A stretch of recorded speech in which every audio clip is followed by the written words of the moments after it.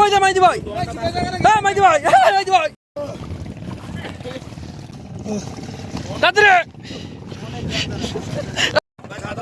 আয় হ্যাঁ লাভ এখন ভিডিও হয় নাই।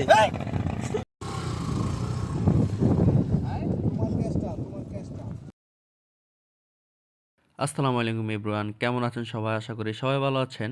আর একটি নতুন ভিডিওতে আপনাদেরকে স্বাগতম। দেখেন আজকে ভিডিওতে কি করি। প্রথমে চলে গেলাম আমাদের মাইনদিন ভাইয়ের বাসায়। তো ওইখান থেকে মাইনদিন ভাইকে রিসিভ করলাম। তো মাইনদিন ভাইকে রিসিভ করার পরেই তো আমরা চিন্তা ভাবনা করলাম আজকে যেহেতু সবাই ফ্রি আছি, আজকে তাইলে আমরা একটু নদীতে গোসল করতে যাই। তো এর আগে আপনাদেরকে দেখাইছিলাম আমাদের এখানে আমরা লালপুরের এখানে গোসল করছিলাম। তো আজকে আমরা চিন্তা ভাবনা করলাম যে আজকে আমরা আপনার কদমতলির এখানে যে ঘাট আছে এখানে গোসল করব। এখন যেই ব্রিজটা পার হইলাম, যে লোহার ব্রিজটা, এই ব্রিজটা আসলে কয়েক মাস আগে মানে ব্রিজটা ভাঙ্গা ছিল।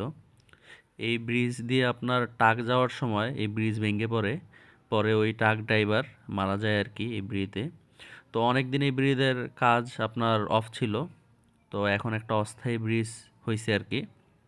তো মাহিন্দিন ভাইয়ার ইব্রাহিমকে নিয়ে আসার পরে তো তাদেরকে এখানে নামাই দিয়া চলে আসলাম রাব্বি ভাইয়ের কাছে। এটা রাব্বি ভাইয়ের ব্যবসা প্রতিষ্ঠান, রড সিমেন্টের দোকান।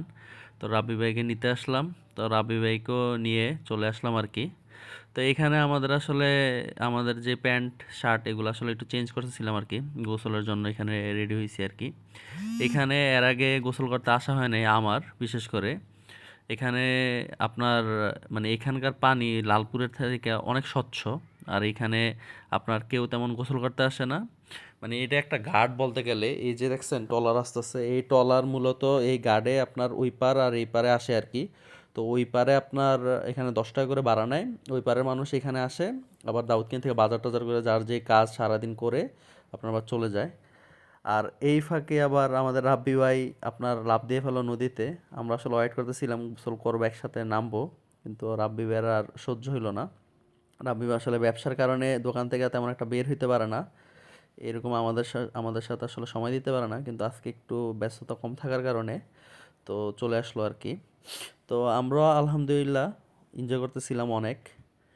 আমরা অনেক দিন পরে এই নদীতে আসছি, এই পাশে তো আমি নতুন একবারে। তো এখানে আসলে অনেক মানে এনজয় করতেছিলাম। তো হঠাৎ করে এক ছোটো ভাইকে দেখলাম, তো ওর হাতে ভিডিও দিয়ে বললাম আমরা চারজন একসাথে, আমরা আসি মূলত চারজন, তো চারজন একসাথে লাফ দিব, লাফের ভিডিও করব আর কি। তো ওই ছোটো ভাইকে মোবাইল ধরে দিয়ে তারপরে আমরা গোসল করতেছিলাম। আসলে আমি একটু সাঁতার কম পারি তুলনামূলক, আমি সাঁতার এত একটা ভালো পারি না, মানে মোটামুটি সাঁতার পারি। তারপর আজকে সাহস করে নদীতে লাফ দিছি। কোনো সময় আমি নর্মালি লাফ দিই না, কারণ আমি লাফ দিতে গেলেই আমার নাকে মুখে অথবা কানে দিয়ে আপনার পানি ঢুকে যায়। তো যার কারণে তেমন লাফ দেওয়ার অভ্যাস নেই। আর নাকে যখন পানি ঢুকে নাক অনেক মানে আমার জ্বলে আর কি। তো যার কারণে ওইরকম আমি নদীতে লাফ দেই না, লাফ দিলে একদম আস্তে স্লো লাফ দিই। তো আমার বন্ধু বান্ধব আসলে হাসে, বলতে গেলে এটা আমি কীভাবে লাফ দিই, কী লাফ দিই। কিন্তু আজকে যাই হোক, সাহস করে আজকে অনেক লাফালাফি করছি আর কি। তো পরে আমরা এখানে দেখছিলাম আমাদের এখানে দুইটা বড় বড় আপনার জাহাজ, বালুর জাহাজ, এগুলা আপনার এগুলা দুইটা মানে বালু আনলোড করার জন্য এখানে থামছে আর কি। তা আমরা এই বালুর জাহাজে আমরা উঠে পড়লাম, কারণ এই বালুর জাহাজের এখান থেকে গোসল করতে আরও মজা লাগবে।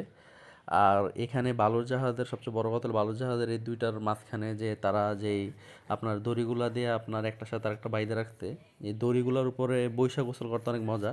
তো এখানে গোসল নামার সাথে সাথে এখানে এত স্রোত যে আমাকে পুরো টাইনা নেওয়ার মতো অবস্থা। তারপরে কোনো রকম একটা দড়িতে ধইরা আমি কোনো রকম আর কি মানে এখান থেকে উদ্ধার হয়েছি আর কি। মানে কঠিন একটা অবস্থা। এগুলো হলো বালুর জাহাজ, দেখছেন?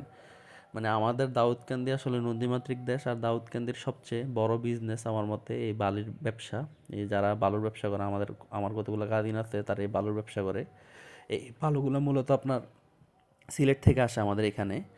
সিলেট তো বালুর জন্য বিখ্যাত, তো এই বালুর আপনার সব বালু এখানে আসে। আর আমাদের এখানে যেহেতু নদীর সাথে, তো যার কারণে যখন এই বালুগুলো সিলেট থেকে এখানে আনে, তো আমাদের এখানে কষ্ট অনেক কম পড়ে। আপনার মূলত এই দাউদকান্দির এখান থেকে মূলত আপনার কুমিল্লা, ফেনী, তারপর ইভেন চট্টগ্রাম পর্যন্ত আমাদের এখান থেকে বালু যায়। আমাদের বালুর এখানে ব্যবসা এখানে কত জনপ্রিয় অথবা রমরমা, এখানে অনেক কষ্ট কম পড়ে আর কি। যার কারণে আমাদের এখান থেকে এই বালিগুলো যায় আর কি। আর আমাদের এই সাইডের এলাকার মধ্যে, এই নদীর সাইডের এলাকার মধ্যে আপনার এখানে একটা আগের থেকে একটা ইয়ে আছে আপনার, যে এই যে আপনার ঈদের সিজন অথবা যে কোনো উৎসবে তারা সবসময় ট্রলার নিয়ে এভাবে মিউজিক বাজায় বাজায় আপনার উৎসব করে আর কি, মূলত ভ্রমণ করে। তো আসলে এই ভ্রমণটা আমরা কোনো সময় সাপোর্ট করি না। এটা মূলত আমাদের এলাকায়ও কিছু মানুষ এগুলো করে থাকে। তো আমরা সবসময় আসলে এটার বিরোধিতাই করে থাকি, কারণ তারা যেইভাবে আপনার তারা মূলত অনেক বড় বড় সাউন্ড বক্সগুলো নিয়ে আসে, উচ্চ স্বরে আপনার এই গান বাজনাগুলো বাজায় আর কি, যেগুলো আমরা কোনো সময় সাপোর্ট করি না। আর বিশেষ করে এই ট্রলার যে গেল, আমরা কোনো সময় এগুলো সাপোর্ট করি না। আমরা মূলত প্রশাসনেরও এগুলো নিষেধাজ্ঞা আছে এই ট্রলারগুলো যাওয়া।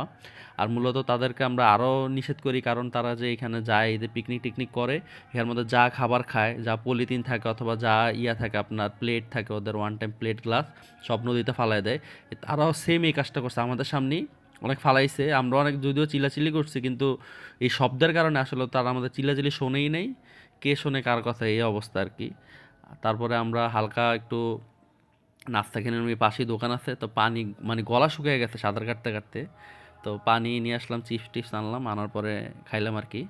তো আশা করি এই ভিডিওটা আপনাদের কাছে অনেক ভালো লাগবে। আর আপনারা যারা দাউদকান্দির আশেপাশে বাসা অথবা কুমিল্লাতে, আপনারা চাইলে এখানে গোসল করতে আসতে পারেন, কারণ এই জায়গাটা আসলেই সুন্দর। এরপরে লাস্টলি আপনার এখানে বৃষ্টি শুরু হয়ে গেল, তো আমরা বৃষ্টি তো এনজয় করছি, তখন তো আর ভিডিও করতে পারি নাই। তো ভিডিওটি কেমন হলো সবাই জানাবেন। আর ভিডিওটি দেখার জন্য সবাইকে অনুরোধ রইল। আল্লাহ হাফেজ।